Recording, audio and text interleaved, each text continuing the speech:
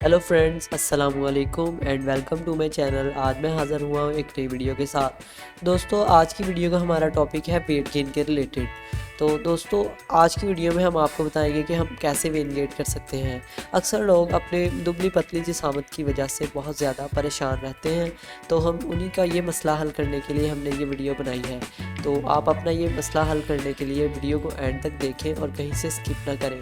और अगर आप मेरे चैनल पर नए हैं तो जल्दी से मेरे चैनल को सब्सक्राइब कर लें, ताकि मेरी हर आने वाली ऐसी नई वीडियो आप तक पहुंचती रहे और आप मेरी किसी भी वीडियो को मिस ना कर दें।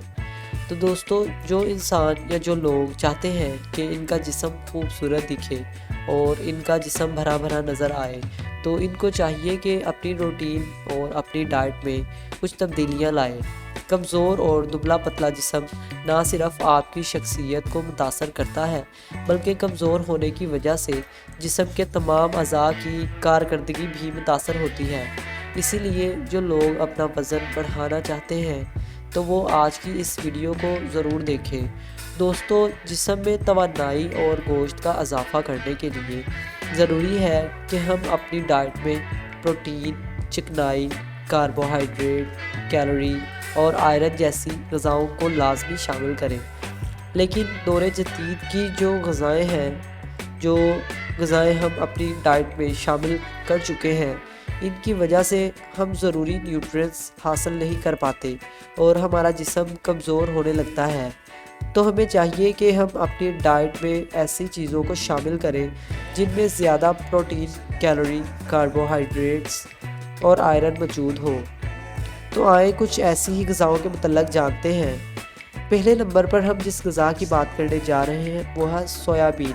सोयाबीन की दोस्तों, अगर आप सोयाबीन को अपनी ग़िज़ा में शामिल करते हैं तो आप 100 ग्राम सोयाबीन से 36 ग्राम प्रोटीन हासिल कर सकते हैं।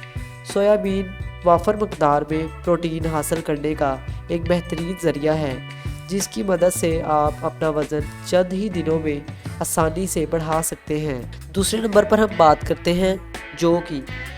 जौ में दोस्तों फाइबर, आयरन और प्रोटीन वाफर मकदार में मौजूद होती है।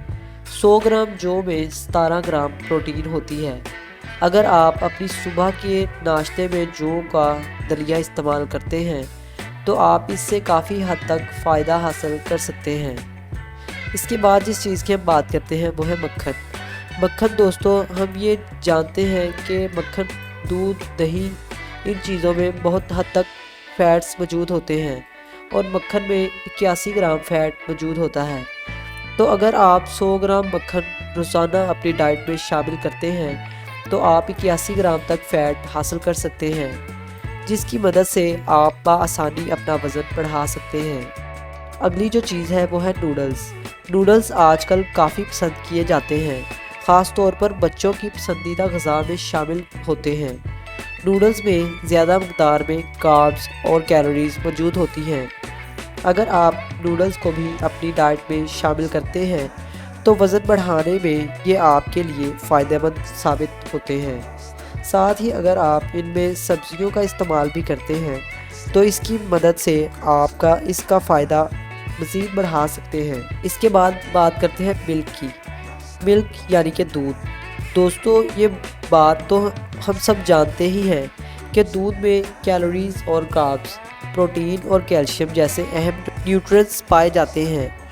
इसीलिए अगर आप अपना वज़न सेहतमंद तरीके से बढ़ाना चाहते हैं तो आपको चाहिए कि दिन में 2 गिलास दूध को अपनी डाइट में ज़रूर शामिल करें। अगली चीज़ है पोटैटो यानी कि आलू।